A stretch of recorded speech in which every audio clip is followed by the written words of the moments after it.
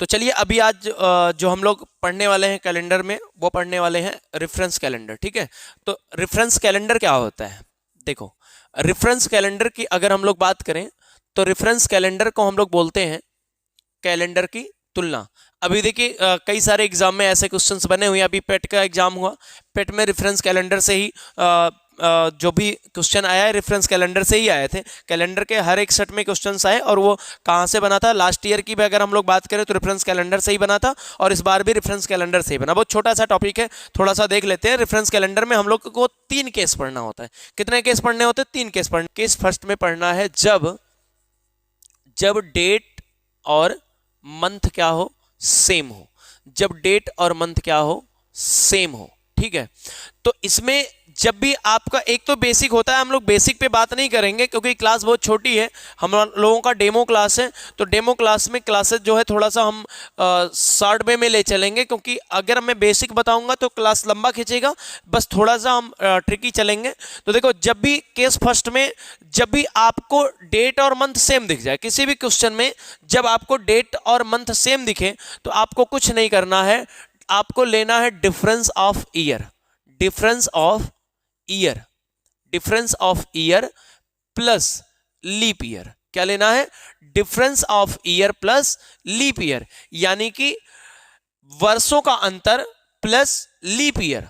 तो पहला एग्जांपल देखो, जैसे हम पहले क्वेश्चन की तरफ बढ़ते हैं। पहला क्वेश्चन है हमारा, यदि यदि 10 जुलाई यदि 10 जुलाई 2000 यदि 10 जुलाई 2011 को यदि 10 जुलाई 2011 को शुक्रवार यदि 10 जुलाई 2011 को शुक्रवार तो 10 जुलाई तो 10 जुलाई 2022 को कौन सा दिन होगा? आपसे क्या कहा? यदि 10 जुलाई 2011 को शुक्रवार तो 10 जुलाई 2022 को कौन सा दिन होगा? तो अभी हमने आपसे क्या बताया? आपको करना कुछ नहीं है, difference of year plus leap year लेना है। ईयर का डिफरेंस प्लस लीप ईयर लेना है और तत्काल आपका आंसर आ जाएगा विद इन सेकंड। ध्यान से देखो, ईयर का डिफरेंस प्लस लीप ईयर। ठीक है, ईयर का डिफरेंस कितना आया? वही 11 और 22 का जो अंतर आएगा वो कितना आएगा? आप कहोगे सर 11 ही आएगा। और हमें पता है कि जो 11 होता है, हम लोग देखो 7 डे कॉन्सेप्ट में हम लोग पूरा कैलेंडर खत्म करते हैं। तो जो भी संख्या होगी 7 से बड़ी नहीं दिखनी चाहिए, 7 से छोटी होगी तो ऑड डेज होगा। और ये जो 11 है ये 7 से क्या है? 7 से बड़ी संख्या है। तो 11 को छोटा कर लो 7 से भाग देके। आप जब 11 में 7 से डिवाइड करोगे तो जो हमारा रिमाइंडर आएगा वो कितना आएगा? 4 आ जाएगा। ठीक है, हमने कहा ईयर का डिफरेंस प्लस लीप ईयर, तो 11 को छोटा कर लो, या फिर आप 11 को भी काउंट कर सकते हो, 11 को भी आप ऐड कर सकते हो। हालांकि हमें 11 को ऐड नहीं करना है, 11 को छोटा कर लो, थोड़ा सा ऐड करने में आसानी हो जाएगा। ठीक है, तो 11 में हमने 7 से भाग दिया तो 4 आ गया, तो ईयर का डिफरेंस हो गया। अब प्लस हमें चाहिए लीप ईयर। तो सर लीप ईयर 11 से 22 वर्षों तक लीप ईयर की संख्या कितनी होगी? तो आप देखोगे तो सर 11 तो लीप ईयर है नहीं, क्योंकि 4 से कटता नहीं। लीप ईयर जो होता है वो 4 से डिवाइड होता है। किसी भी ईयर का लास्ट 2 डिजिट यदि 4 से कंप्लीटली डिवाइड हो जाए तो वो क्या होता है? लीप ईयर होता है। तो यहाँ पे देखो 11 कटेगा नहीं, लेकिन 12 4 से कट जाएगा, 4 तियां 12 लीप ईयर। तो 4 साल बाद फिर आएगा 12 लीप ईयर, 16 लीप ईयर और 20 लीप ईयर। तो total number of leap year कितने हो गए? 3। तो total number of leap year कितने हो गए? 3। तो अगर इनको ऐड करोगे तो कितना आएगा? 7, और 7 को 7 से डिवाइड करोगे तो रिमाइंडर कितना आएगा? 0। और इस फ्राइडे में अगर आप 0 ऐड करोगे तो भी कितना आएगा? फ्राइडे ही आएगा। तो हमारे पहले क्वेश्चन का जो आंसर होगा वो क्या हो जाएगा? फ्राइडे, यानी कि शुक्रवार। बात समझ में आई? करना क्या था?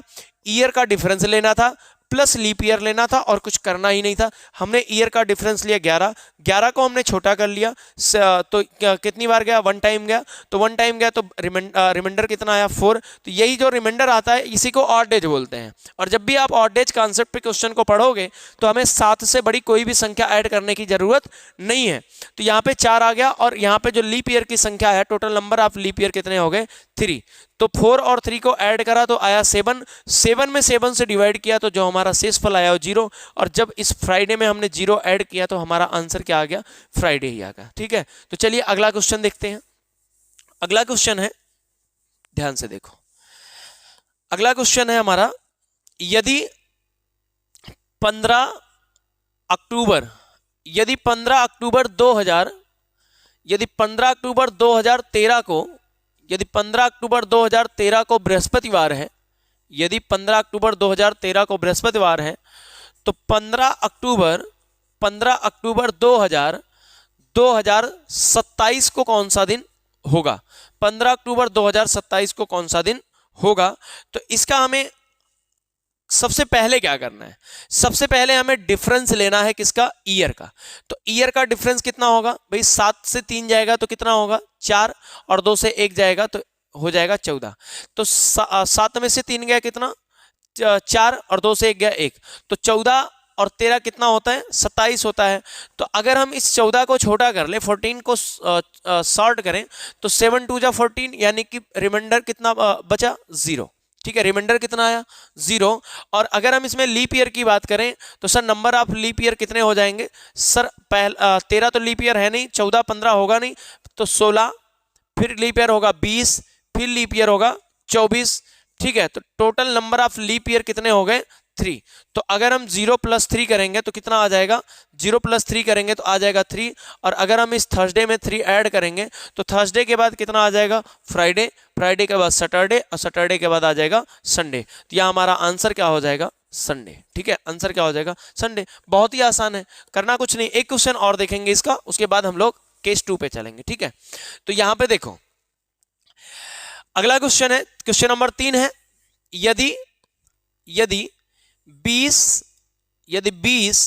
मार्च 2003 को यदि 20 मार्च 2003 को रविवार यदि 20 मार्च 2003 को रविवार, तो 20 मार्च 2019 को 20 मार्च 2019 को कौन सा दिन होगा? तो यहां पे देखो ईयर का डिफरेंस, सबसे पहले क्या करना है? Difference of year. ईयर का डिफरेंस कितना होगा? सर ईयर का डिफरेंस हो जाएगा 15 3 18 16, कितना आ गया? 16। तो 16 को छोटा कर लो, 7 दूना 14, बचा कितना?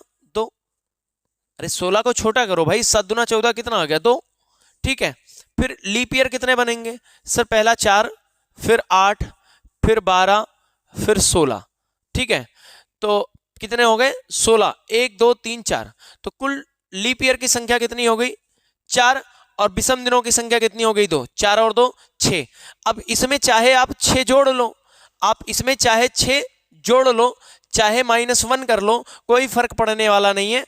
तो हमें 6 ऐड करने से बेहतर लग रहा है कि हम इसमें से 1 माइनस कर लें। अगर हम रविवार से 1 माइनस कर देंगे तो आ जाएगा हमारा आंसर, क्या आ जाएगा? शनिवार, यानी कि सैटरडे। ठीक है, तो बस आज के लिए इतना ही, बाकी हम लोग आगे की क्लास में चलते